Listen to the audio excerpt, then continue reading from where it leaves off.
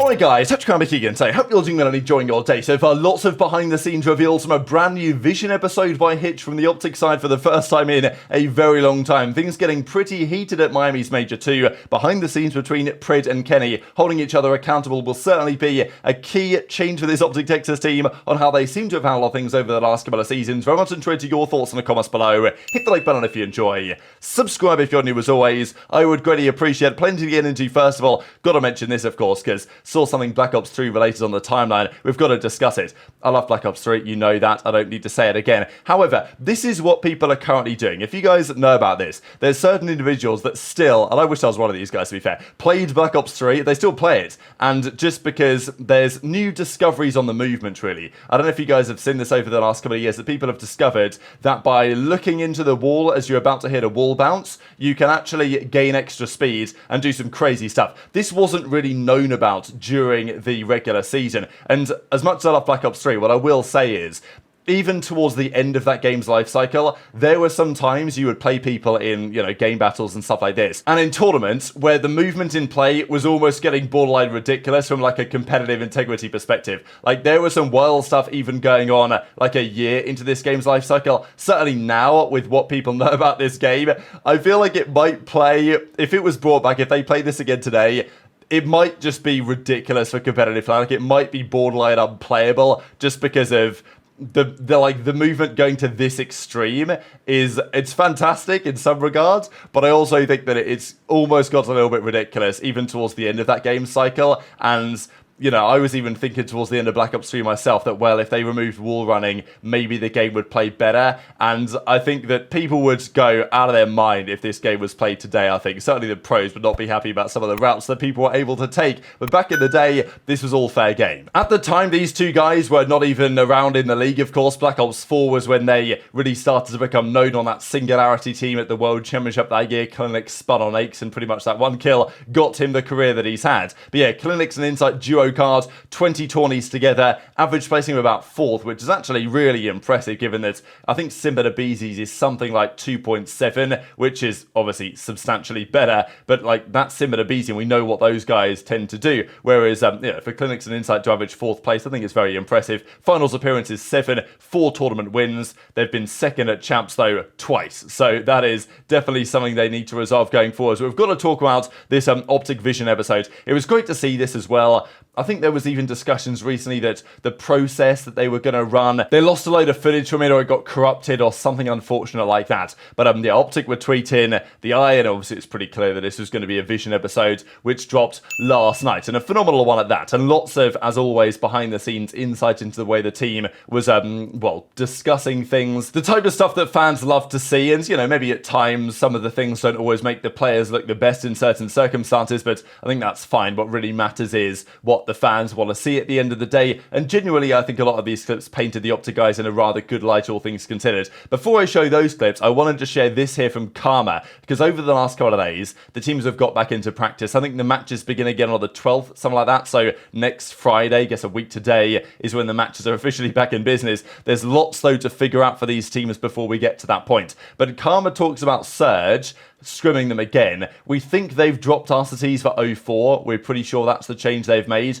I don't know if they've done anything else. But Karma basically says, scrimming those guys is pointless. And this is also one of the reasons why blacklisting Surge and breaking all the GAs was a very easy decision to make for the pro teams, because Surge were not necessarily good practice. They weren't very good, and that they're playing out of Vancouver, which just means the internet situation is a bit of a disaster. And that's really what Karma's getting at. Is like, yeah, playing these guys on whatever server we play on is always an absolute nightmare. So it's not even worth it anymore. His theory is that they should just stop scrimming against Surge entirely and never do that again. So this is what Karma has to say, but this is also a couple of clips from Vision. We played Seattle.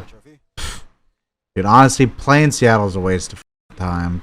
Like, straight up. I hope we never have to scrim them again. Those dudes are all over the country. The host is always just ass. Honestly, dude, we got to play 2 maps in 2 hours, but that part of that was because Kyler got banned. Like, how Drazah and all of them got banned. So that was not really his fault. But then after that, dude, like, the server, like, just dealing, playing with them, like, fucking, they're either on, like, you're either on shit ping or they are. It's just like, dude, fuck plays in Vancouver.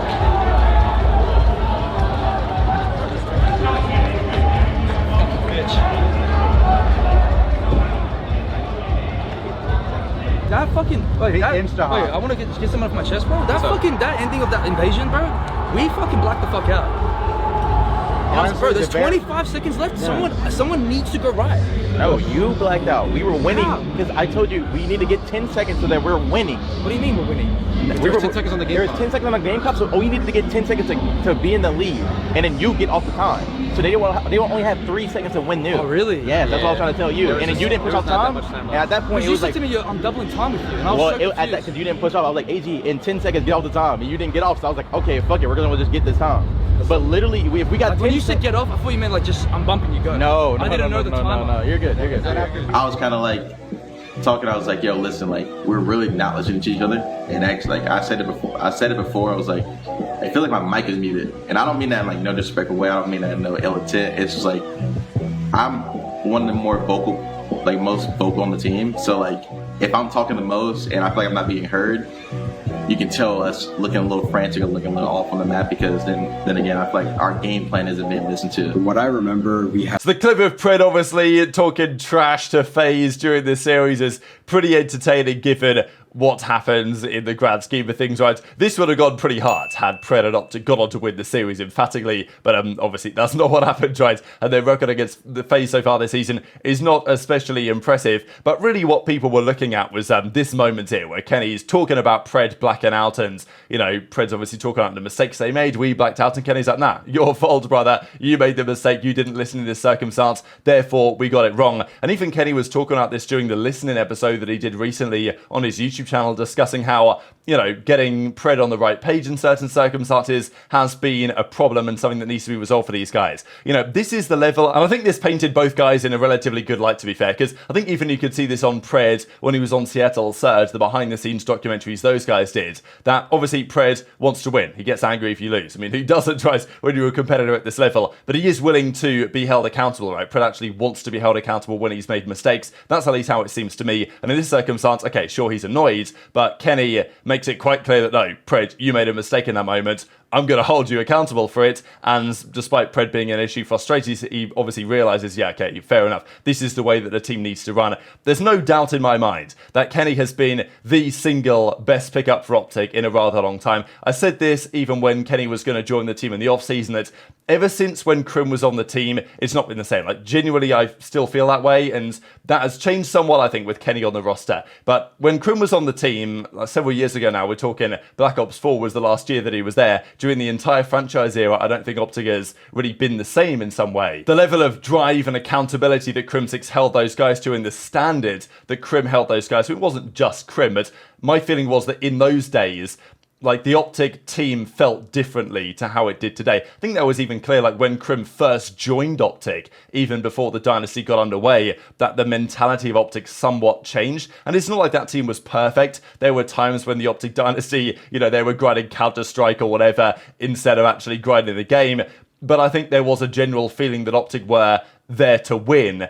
And for the last few years, I'm not sure it's necessarily felt like they've had that cutting edge. Kenny, as a personality, I think is just massively influential on this regard. And I think even Lottie summed it up quite well here. Kenny's an incredible leader, patient, calm, informative, and obviously talented as well. And that was the thing for Kenny this past weekend, is that not only did he do everything we've just seen out of the game and hold the guys to account, and I'm sure that especially Karma, the coach, and I imagine Shotzzy as well, given Shotzi's history playing with Crim6 and knowing what it takes to be in that Crim Clay dynamic on the Dallas Empire when they won the World Championship a few years ago. I'm sure that he has a lot of respect, Shotzzy, for the way that Kenny handles the team. And Kenny was very clear when he came into the team that, sure, his intention is to build good vibes and chemistry and teamwork even outside of the game. But in the game, Kenny is absolutely ready to hold players to account when they're not trying to win, because Kenny knows how to win. And you can see that from his resume over the last couple of years. And I don't mean to roast Dashy again for the amount of events that he's won in his career, because, you know, that's been done to death already. But Kenny did win more events in his rookie season than Dashy has done his entire career, right? He won 3 events, Dallas, New Orleans and then the Stage 2 playoffs back in World War II. Sure, more events back then than there has been, but, you know, Dashy was also competing during these seasons. So, yeah, sure, Kenny's record is somewhat up and down. Cold War wasn't great. During the online era, it wasn't great, but, you know, Kenny's won a fair few events. 3 in his rookie year, 2 the next season in Black Ops 4, 2, of course, in Vanguard, including champs, 1 last year with that Los Angeles Thieves roster. So Kenny knows how to win. He knows what it takes to be part of a winning environment, and, you know, he knows what it was like to be on that Los Angeles Thieves team at the end of Vanguard. He knows what it was like to be on that, you know, 100 Thieves team, let's say, when they were dominating in the middle part of Black Ops 4. And Kenny is, in his own right, an absolutely phenomenal player. He was their best performer this most recent weekend, certainly in the Grand Finals he was. Maybe over the course of the weekend you can argue differently, but when it came down to the Grand Finals, Kenny had a legacy series. These were his numbers here in the Grand Finals when he tried his best to put the team on his back, but of course, Simp completely came different in that one. So very much interested to your thoughts in the comment section below, right? Because, you know, my feeling is that Kenny has been massively influential for this team, and if there's one man that can find a way to not exactly turn this team's fortunes around, because they've played well. 3rd at Major 1, 2nd at Major 2, obviously, but it's not quite been enough, and they're 0 in 5 so far this year against FaZe. If there's one man that is going to be in position to help the team ensure that they can get over that, that's also my, not concern with OpTic, because I think that in previous seasons, this would have been a concern of mine. I think with Kenny now here, it's slightly different, but OpTic have to be careful of thinking, well, we just lost to FaZe in a pretty close fashion,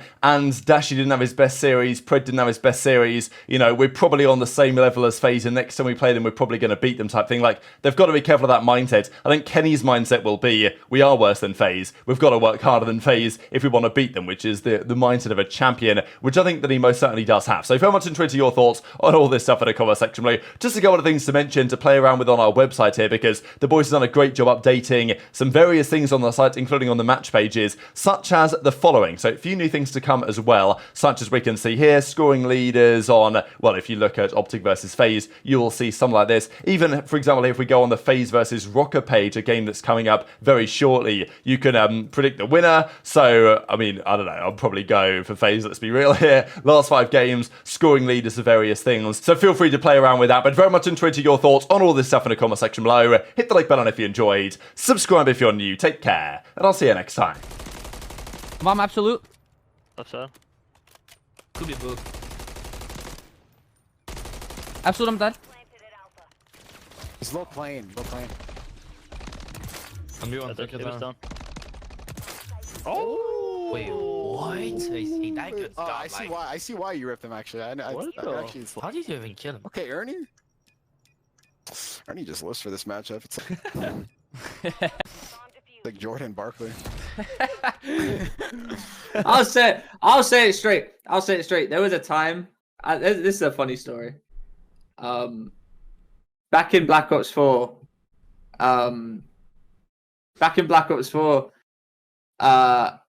You were trying to pick up some players with Zinni and that, and I messaged because Ben Bance wasn't on the team, and I was trying to get him on a team. So I messaged Zinni. I was like, "Bro, you got to pick up Bance, bro.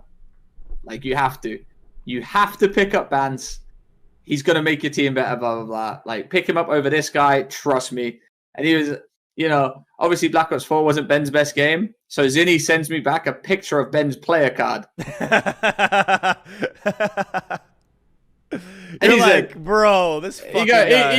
He goes, you want me to pick this up? And I was like, bro, not a fucking player card, man. Come on. Nah, I mean,